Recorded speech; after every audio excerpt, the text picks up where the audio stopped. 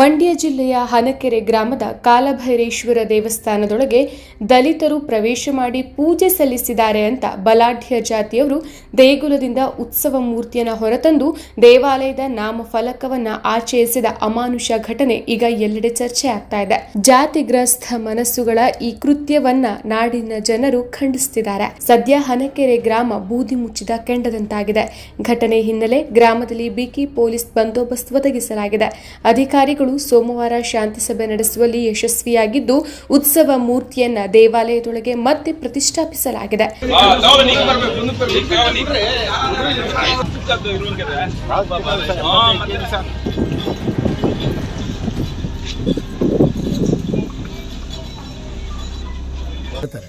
ಅದಾಗಿಯೂ ಕೂಡ ನಾವು ನಿಗದಿ ಮಾಡಿಕೊಡಿ ದಿನಾಂಕವನ್ನು ಯಾವತ್ತು ನಾವು ಬರಬೇಕು, ನಿಮ್ಮೊಟ್ಟಿಗೆ ನೀವೇ ಅದನ್ನು ಪ್ರವೇಶ ಮಾಡಿಸಿ ಸೌಹಾರ್ದ ರೀತಿಯಲ್ಲಿ ಯಾರಿಗೂ ಗಲಭೆ ಆಗೋದು ಬೇಡ ಅಂತ ನಾವು ಅವ್ರಿಗೆ ಮನವಿ ಮಾಡ್ತೀವಿ.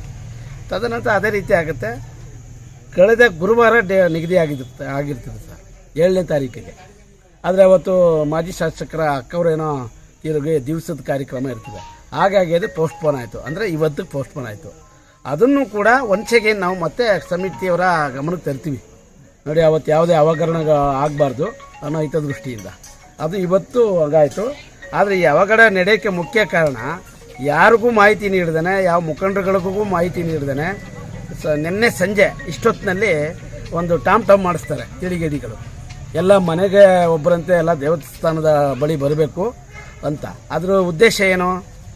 ಇವರು ದಲಿತರು ಅಥವಾ ಪರಿಶಿಷ್ಟ ಜನಾಂಗದವರು ಪ್ರವೇಶ ಮಾಡ್ತಾ ಇದ್ದಾರೆ, ಅದನ್ನೇನಾದರೂ ಮಾಡಿ ಅದನ್ನು ಅವಾಯ್ಡ್ ಮಾಡಬೇಕು ಅನ್ನೋ ದೃಷ್ಟಿಯಿಂದ ಅವರು ಆ ಥರ ಸಾರಿಸಿರ್ತಾರೆ ಸರ್. ಆ ಸಾರಿದಾಗ ಅದನ್ನು ಇನ್ನೂ ಒಂದು ಪ್ಲ್ಯಾನ್ ಏನಪ್ಪ ಅಂದರೆ ಮಹಿಳೆಯರನ್ನ ಮುಂದೆ ಬಿಟ್ಟು ಅದನ್ನು ತಡೆಯಬೇಕು ಅಂತ ಒಂದು ಹುನ್ನಾರ ಮಾಡ್ತಾರೆ. ಇದು ಇಂಟೆಲಿಜೆನ್ಸಿ ರಿಪೋರ್ಟು ಡಿಪಾರ್ಟ್ಮೆಂಟ್ಗೆ ಹೋಗುತ್ತೆ, ಪೊಲೀಸ್ ಡಿಪಾರ್ಟ್ಮೆಂಟ್ಗೆ. ಹೋದಂಥ ಸಂದರ್ಭದಲ್ಲಿ ಅವರು ಅಲರ್ಟ್ ಆಗ್ತಾರೆ. ನಿನ್ನೆ ನೈಟೇ ಬಂದು ಪೊಲೀಸ್ನವರು ರಕ್ಷಣೆಗೋಸ್ಕರ ದೇವಾಲಯ ಬಳಿ ಅಲರ್ಟ್ ಆಗ್ತಾರೆ. ಅಲರ್ಟ್ ಆದಮೇಲೆ ಆಮೇಲೆ ನಮಗೂ ಎಲ್ಲ ಮಾಹಿತಿ ಅವರೇ ಹೇಳ್ತಾರೆ, ಈ ಥರ ಇದೆ, ಬೆಳಗ್ಗೆಗೆ ಏನು ಮಾಡ್ತೀರಿ ಅಂತ ಕೇಳಿದ್ರು. ಇಲ್ಲ ಸರ್, ಒಪ್ಕೊಂಡಿದ್ದಾರೆ, ಅದರಂತೆ ನಾವು ಪೂಜೆಗೆ ಬರ್ತೀವಿ. ಈಗ ಮಾಜಿ ಶಾಸಕರು ಒಪ್ಕೊಂಡಿದ್ದಾರೆ, ದೇವಸ್ಥಾನದ ಸಮಿತಿಯ ಸದಸ್ಯರು ಮತ್ತು ನಮ್ಮ ಶಶಿಕುಮಾರ್ ಅಂತ ಗೊತ್ತಲ್ಲ ನಿಮಗೆ, ಅವರು ಕೂಡ ಇದರಲ್ಲಿ ಜನರಲ್ ಸೆಕ್ರೆಟರಿ ದೇವಾಲಯಕ್ಕೆ ಸಮಿತಿಗೆ, ಹಂಗೆ ಅವರು ಕೂಡ ಒಪ್ಪಿಗೆ ಕೊಟ್ಟಿರ್ತಾರೆ ಎಲ್ಲರೂ. ಆಮೇಲೆ ನಾಡಗೌಡರು ರಾಮಕೃಷ್ಣ ಅಂತಿದ್ದಾರೆ, ಅವರು ಮತ್ತು ಎಲ್ಲ ಮುಖಂಡರುಗಳು ಒಪ್ಕೊಂಡಿರ್ತಾರೆ. ಟಿ ನಾಗರಾಜು ಅವರು ಮತ್ತು ಇನ್ನಿತರೆ ಎಲ್ಲ ಸದಸ್ಯರು ಮತ್ತು ನಮ್ಮ ಮಾಜಿ TP ಮೆಂಬರು ಕಿರಣ್ ಅವರು ಇರ್ತಾರೆ. ಅವತ್ತು ಮಾತಾಡಿದಾಗ ಅವರು ಎಲ್ಲ ಬಿಡಿ ಆಯಿತು, ಕಾನೂನು ಪ್ರಕಾರ ಏನು ಮಾಡಬೇಕು ಅದು ಮಾಡೋಣ ಅಂತ ಓಕೆ ಮಾಡಿರ್ತಾರೆ. ಆದರೂ ಕೂಡ ಇವರು ಯಾರಿಗೂ ಮಾಹಿತಿ ನೀಡ್ದೇ ಒಂದು ಟಾಮ್ ಮಾಡಿಸ್ಬಿಡ್ತಾರೆ ನಿನ್ನೆ ದಿನ ಸಂಜೆಲಿ. ಆ ಟಾಮ್ ಉದ್ದೇಶ ಇದಾಗಿರ್ತದೆ. ಅದಕ್ಕೋಸ್ಕರ ಈ ಥರ ಪ್ರಕ್ಷುಬ್ಧ ಪರಿಸ್ಥಿತಿ ನಿರ್ಮಾಣ ಆಗೋಕ್ಕೆ ಆ ಟಾಮ್ ಮಾಡಿಸೋದೇ ಏಕ ಕಾರಣ ಸರ್. ಕಾಲಭೈರೇಶ್ವರ ದೇವಸ್ಥಾನ ಮತ್ತು ಜೊತೆಗೆ ಸಿದ್ದೇಶ್ವರ, ಚಿಕ್ಕಮ್ಮ, ಮಂಚಮ್ಮ ಮತ್ತು ನವಗ್ರಹ 5 ದೇವಸ್ಥಾನಗಳನ್ನು ಕೂಡ ಫೆಬ್ರವರಿ ತಿಂಗಳಲ್ಲಿ ಅದನ್ನು ಅನಾವರಣ ಮಾಡೋದಂದರೆ ಪುನರ್ ನಿರ್ಮಾಣ ಮಾಡಿ ಅದನ್ನು ಒಂದೇ ವೇದಿಕೆಯಲ್ಲಿ 5 ದೇವಸ್ಥಾನಗಳನ್ನು ಕೂಡ ಅವತ್ತು ಉದ್ಘಾಟನೆ ಆಯಿತು. ಮೊನ್ನೆ ನಮ್ಮ MLA ಅವರು ಶ್ರೀನಿವಾಸ್ ಅವರಾಗಿದ್ದರು, ಅವರ ನೇತೃತ್ವದಲ್ಲಿ ಎಲ್ಲ ದೇವಸ್ಥಾನಗಳು ಉದ್ಘಾಟನೆಗೊಂಡವು. ಆ ಸಂದರ್ಭದಲ್ಲಿ 3 ದಿನ ಕಾರ್ಯಕ್ರಮಗಳಲ್ಲೂ ಸಹಿತ ನಮ್ಮನ್ನು ಒಳಗೊಂಡಂತೆ ಎಲ್ಲ ಕಾರ್ಯಕ್ರಮಗಳಲ್ಲೂ ನಮ್ಮನ್ನು ಬಳಸ್ಕೊಂಡು ದೇವಸ್ಥಾನಗಳ ಎಲ್ಲ ಕೈಂಕರ್ಯಗಳು ನಡೆದವು. ಮುಂದಿನ ದಿನ 48 ದಿನ ಎಲ್ಲ ಪೂಜೆ ಪುರಸ್ಕಾರಗಳು ಎಲ್ಲ ಭೈರವೇಶ್ವರ ದೇವಸ್ಥಾನದಲ್ಲಿ ಇತ್ತು. ಆ ದಿನದಿಂದಲೇ ನಮಗೆ ಒಂದು ದಿನ ಅವಕಾಶ ಮಾಡಿಕೊಡಿ ಪೂಜೆಗೆ ಅಂತೇಳಿ ನಾಡಗೌಡರು ವಹಿಸಿದ್ರು. ಅವ್ರನ್ನ ನಾವು ಸಂಪರ್ಕ ಮಾಡಿ ಕೇಳಿದ್ವಿ. ಅವರು ಒಂದು ದಿನ ನಮಗೆ ಅವಕಾಶ ಮಾಡಿಕೊಡ್ತೀವಿ ಪೂಜೆಗೆ, ನಿಮ್ಮ ಎಲ್ಲ ಸಮುದಾಯದವರು ಬರ್ಬೋದು ಅಂತೇಳಿ ಅವಕಾಶ ಮಾಡಿಕೊಟ್ಟಿದ್ರು. ಅಲ್ಲ ಹೇಳಿದ್ರು, ಬಟ್ ಅದು ಅವಕಾಶ ಮಾಡ್ಕೊಡೋಕ್ಕಾಗಲಿಲ್ಲ ಅವ್ರ ಕೈಯಲ್ಲಿ. ಯಾಕೆಂದರೆ ಬೇರೆಯವ್ರ ಕಡೆಯಿಂದ ವಿರೋಧ ಇತ್ತಂತೆ. ನಂತರ ಏನಾಯಿತು ಅಂತಂದರೆ ಚುನಾವಣೆ ಬಂತು. ಚುನಾವಣೆ ಬಂದಾಗ ನಾವು ಸ್ವಲ್ಪ ನೋಡ್ಲಾದ್ವಿ. ಆ ಸಂದರ್ಭದಲ್ಲಿ ಬ್ರೇಕ್ ಮಾಡೋಕೆ ಹೋಗಲ್ಲ. ಮತ್ತೆ ಏನಾಯಿತು, ಜಿಲ್ಲಾಡಳಿತ ಗಮನಕ್ಕೆ ಬಂತು ಈ ವಿಚಾರ. ಜಿಲ್ಲಾಡಳಿತದಿಂದ ಅಧಿಕಾರಿಗಳು ನೇಮಕ ಮಾಡಿದ್ರು, ಬಂದು ಇಲ್ಲಿ ಶಾಂತಿ ಸಭೆ ಮಾಡಿದ್ರು ಸರ್. ಶಾಂತಿ ಸಭೆ ಮಾಡಿದಾಗ ಅವರು ಸಾಕಷ್ಟು ಕಾನೂನಿನ ಅರಿವನ್ನ ಎಲ್ರಿಗೂ ಹೇಳಿದ್ರು. ಆ ಸಂದರ್ಭದಲ್ಲಿ ಏನು ಹೇಳಿದ್ರು, ಎಲ್ಲರೂ ನಮ್ದು ಯಾವುದೇ ಥರದ ವಿರೋಧ ಎಲ್ಲ ಕಮಿಟಿಯವ್ರದೇ ಆಗಲಿ ಯಾವುದೂ ಇಲ್ಲ, ನಾವು ಯಾರನ್ನೂ ತಡೆದಿಲ್ಲ ಹಾಗೆ ಹೇಗೆ ಅಂತೇಳಿ. ತಡೆದಿಲ್ಲ ಅಂತಂದ್ಮೇಲೆ ಯಾವುದೂ ಇಲ್ವಲ್ರಪ್ಪ, ಆಯಿತು ಒಂದು ನಮ್ಗೆ ಅವಕಾಶ ಮಾಡಿಕೊಡಿ ಅಂತ ನಾವು ಕೈ ಮುದುಗಿ ಕೇಳ್ಕೊಂಡ್ವಿ. ಅವ್ರೇನು ಮಾಡಿದ್ರು, ದಿನಾಂಕನ ಗೊತ್ತುಪಡಿಸಿದ್ರು. ಯಾವ್ದು ನೀವೊಂದು 3 ಡೇಟ್ನ ಕೊಟ್ಟರೆ ಒಂದು ದಿನ ನಾವು ಇದನ್ನು ಅವಕಾಶ ಮಾಡಿಕೊಡ್ತೀವಿ ಅಂತ ಅಲ್ಲಿನ ಪ್ರಧಾನ ಕಾರ್ಯದರ್ಶಿಗಳು ನಮ್ಮನ್ನು ರಿಕ್ವೆಸ್ಟ್ ಮಾಡಿದ್ರು. ಅವತ್ತಿಗೆ ನಾವು ಬದ್ಧತೆ ಅಂತ ಹೇಳಿ ನಾವು ಈಗ ಈ ತಿಂಗಳಲ್ಲಿ 7, 14, 21 ಅಂತೇಳಿ 3 ಡೇಟ್ನ ಕೊಟ್ಟಿದ್ದೆವು ಸರ್. ಆ ಡೇಟ್ನಲ್ಲಿ ಏನಾಯಿತು ಅಂದರೆ 7ನೇ ತಾರೀಕಲ್ಲಿ ನಮ್ಮ ಮಾಜಿ MLA ಅವ್ರ ಅಕ್ಕ ತೀರ್ಕೊಂಡ್ರು. ಆ ಸಂದರ್ಭದಲ್ಲಿ ಆ ಕಾರ್ಯಕ್ರಮ ಪೋಸ್ಟ್ಪೋನ್ ಆಯಿತು, ಭಾನುವಾರಕ್ಕೆ ಬಂತು. ಭಾನುವಾರ ದಿನ ಮಾಡುವಂತ ನಾವು ಅವತ್ತು ಪ್ರವೇಶ ಮಾಡಬೇಕು ಅಂತ ಎಲ್ಲ ಇವ್ರು ಕಮಿಟಿಯವರೆಲ್ಲ ಕೊಟ್ಟಿದ್ರಲ್ಲ, ಅವತ್ತು ನಾವು ಸಿದ್ಧತೆ ಮಾಡ್ಕೊಳ್ಳುವಾಗ ಹಿಂದಿನ ದಿವಸ ಏನು ಮಾಡಿದ್ದಾರೆ, HR ಯಶವಂತ್ ಅವರು ರಾಜೇಗೌಡರ ಮಗ ಅವರು ಪ್ರವಾಕ್ ಮಾಡಿ ಇದನ್ನ ಪ್ರತಿ ಮನೆಯಿಂದ ಒಬ್ಬೊಬ್ರು ಬರಬೇಕಂತೇಳಿ ಹಿಂದಿನ ದಿವಸ ಟಾಮ್ ಮಾಡಿದ್ರು. ಅವಾಗ ಗಾಬರಿ ಆಯಿತು ನಮಗೂ ಸಹಿತ.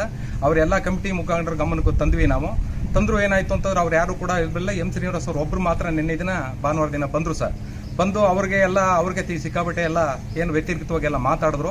ಆದರೂ ಸಹಿತ ಅವರು ಕಾನೂನು ಬಿಟ್ಟು ನಾನು ಬರಲ್ಲ ಅಂತಂತೇಳಿ ನಮ್ಮ ಜೊತೆಲಿ ಬಂದು ಪ್ರವೇಶಕ್ಕೆ ಅವಕಾಶ ಮಾಡಿಕೊಟ್ರು ಸರ್. ನಿನ್ನೆ ದಿನ ಆ ಕಾರ್ಯಕ್ರಮಗಳ ಜರುವುದು ಸಹಿತ ಇನ್ನೂ ನಮ್ಮ ಊರಿನಲ್ಲಿ ಬಿಗಿನ ವಾತಾವರಣ ಇದೆ, ಎಲ್ಲ ಪೊಲೀಸ್ ಬಂದೋಬಸ್ತು ಇದೆ. ಆದರೂ ಕೂಡ ಅದನ್ನ ಪ್ರವಾಕ್ ಮಾಡುವಂಥ ಜನಗಳು ಇನ್ನೂ ಉಟ್ಕೊಂಡು ಅದನ್ನ ಇನ್ನು ಸಾಮಾನ್ಯ ಜನಗಳಿಗೆ ಬಹಳ ಕಿರುಕುಳ ಆಗೋ ರೀತಿಯಲ್ಲಿ ನಡ್ಕತಾ ಇದ್ದಾರೆ ಸರ್. ಏನು ಹನಕೆರೆಯ ಕಾಲಭೈರವೇಶ್ವರ ದೇವಸ್ಥಾನದಿಂದ ಅಸ್ಪೃಶ್ಯರಿಗೆ ಪೂಜೆ ಮಾಡಲಿಕ್ಕೆ ಅವಕಾಶ ಕೊಡಬಾರದು ಅಂತೇಳಿ ಕಿಡಿಗೇಡಿಗಳು ಉತ್ಸವ ಮೂರ್ತಿಯನ್ನ ಹೊತ್ತೊಯ್ದಿದ್ರು. ಅದೇ ಉತ್ಸವ ಮೂರ್ತಿಯನ್ನ ಅಹಿತಕರ ಘಟನೆಯ ವಿಚಾರದಲ್ಲಿ ಇವತ್ತೊಂದು ಶಾಂತಿ ಸಭೆಯನ್ನು ಏರ್ಪಾಡು ಮಾಡಿದ್ದು.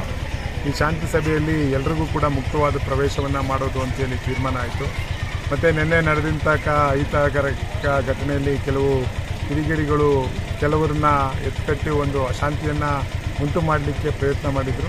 ಆ ಅಶಾಂತಿಯನ್ನು ನಮ್ಮ ಪೊಲೀಸ್ ಸಿಬ್ಬಂದಿ ಮತ್ತು ಜಿಲ್ಲಾಡಳಿತ ಎಲ್ಲರೂ ಕೂಡ ಅದನ್ನು ಶಾಂತಿ ರೀತಿಯಿಂದ ವರ್ತನೆ ಮಾಡೋಕ್ಕೆ ಕಾರಣೀಭೂತರಾಗಿದ್ದಾರೆ. ಮೊದಲನೇದಾಗಿ ಅವ್ರಿಗೂ ಕೂಡ ಧನ್ಯವಾದಗಳನ್ನ ಹೇಳ್ತಾ, ಈಗ ಶ್ರೀ ಕಾಲಭೈರವೇಶ್ವರ ಸನ್ನಿಧಿ ಎಲ್ರಿಗೂ ಕೂಡ ಮುಕ್ತವಾಗಿ ಪ್ರವೇಶ ಇರುತ್ತೆ.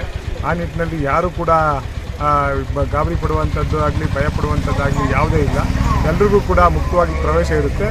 ಎಲ್ಲರೂ ಕೂಡ ನಮ್ಮ ಶ್ರೀ ಕಾಲಭೈರವೇಶ್ವರ ಸನ್ನಿಧಿಯಲ್ಲಿ ಬಂದು ಪೂಜೆಯನ್ನು ಮಾಡಿಸ್ಕೋಬೋದು ಅಂತ ಈ ಮೂಲಕ ಹೇಳಕ್ಕೆ ಇಷ್ಟಪಡ್ತೀನಿ. ಇವತ್ತಿನ ಊರಿನ ಮುಖ್ಯಸ್ಥರು, ಅಧಿಕಾರಿಗಳು ಎಲ್ಲರೂ ಒಂದು ಶಾಂತಿ ಸಭೆ ಅಂತ ಮಾಡಿ ಊರಿನ ಜನರುಗಳಿಗೆ ತಿಳುವಳಿಕೆ ಹೇಳಿ ಎಂದಿನಂತೆ ಪೂಜೆ ಪುನಸ್ಕಾರಗಳು ನಡೆಯುವ ಹಾಗೆ ಮತ್ತು ದಲಿತರಿಗೂ ಪ್ರವೇಶ ಮಾಡುವಂತೆ ಎಲ್ಲರೂ ಒಮ್ಮತ್ತಿನ ತೀರ್ಮಾನ ಮಾಡವ್ರೆ. ಸಾಹೇಬರು, AC ಸಾಹೇಬರು, ತಹಸೀಲ್ದಾರ್ ಸಾಹೇಬರು ಎಲ್ಲರೂ ಸೇರಿ ನಾಳೆ ಅದಕ್ಕೆ ಏನು ಕ್ರಮಬದ್ಧವಾಗಿ ಬೋರ್ಡ್ ಹಾಕಿಸಿ ಏನು ಮಾಡಬೇಕು ಅದನ್ನೆಲ್ಲ ಮಾಡ್ತೀವಿ ಅಂತ ಅವರು ಒಪ್ಪಿ ಹೇಳಿದ್ದಾರೆ.